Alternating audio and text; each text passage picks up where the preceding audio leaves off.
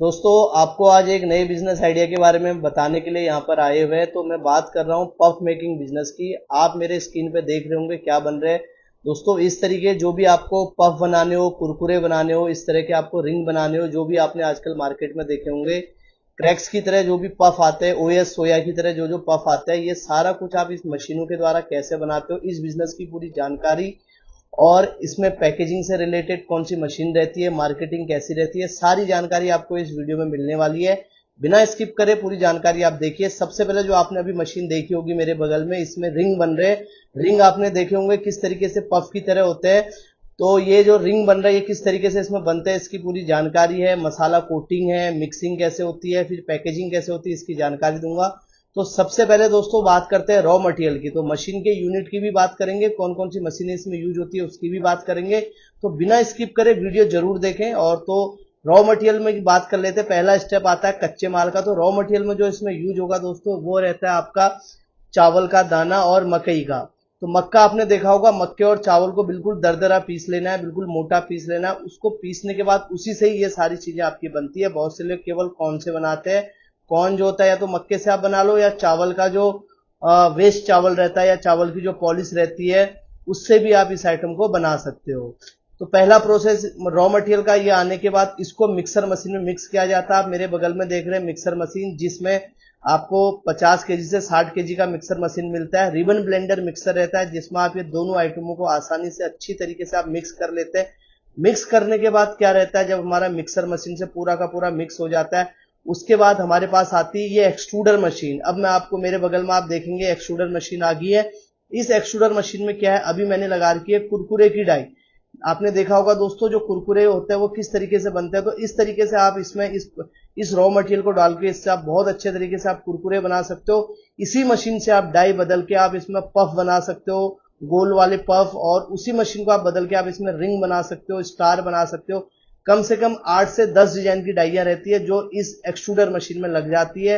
इसी मशीन से आपका सारा का सारा आइटम तैयार हो जाता है दोस्तों। तो टाइम कम लेते हुए मैं आपको अगले प्रोसेस के बारे में बात करूंगा। जैसे ही आपके ये पफ कुरकुरे रेडी हो जाते हैं, इनको आपने एक स्टील के भगोने में स्टोर कर लेना है। साफ सफाई का पूरा ध्यान देना है। सारी मशीनें आपको स्टील बॉडी में एसएस में मिलेगी, वो भी 430 ग्रेड में। आपने एसएस का ही यूज करना है। एसएस के यूज करने के बाद जो आपका स्टोरेज टैंक है वो एसएस का होना चाहिए। उसमें जब आप इन पफ कुरकुरे को आप स्टोर करते हो तो उसमें मैं अभी आपका डाई बदल के, अब आप देख रहे होंगे मैंने राउंड वाले पफ लगा दिए। राउंड वाले पफ भी आप इसमें बना सकते हो जो सोया की तरह रहता है। पहले मैंने कुरकुरा दिखाया था, ये राउंड पफ भी अब इसमें बन रहा है। तो इस तरीके से आप राउंड पफ बनाने के बाद इसको आप स्टोर करिए। दोनों चीजों को स्टोर करने के बाद एक फिर प्रोसेस आता है कोटिंग का। तो अब मैं कोटिंग मशीन दिखाने वाला हूं। आप ये देखें जो गोल गोल करके घूम रही है राउंड में, इसको कहते हैं कोटिंग मशीन। इस कोटिंग मशीन में इस कुरकुरे हो चाहे पफ हो सबको डाल दिया जाता है, जिसमें मसाले की कोटिंग होती है। सबसे पहले इसमें डालने के बाद इसको घुमाया जाता है। घुमाने के बाद इसमें जो आप ये स्प्रे नुमा अंदर से आ रहा है, ये ऑयल का छिड़काव कर रहा है।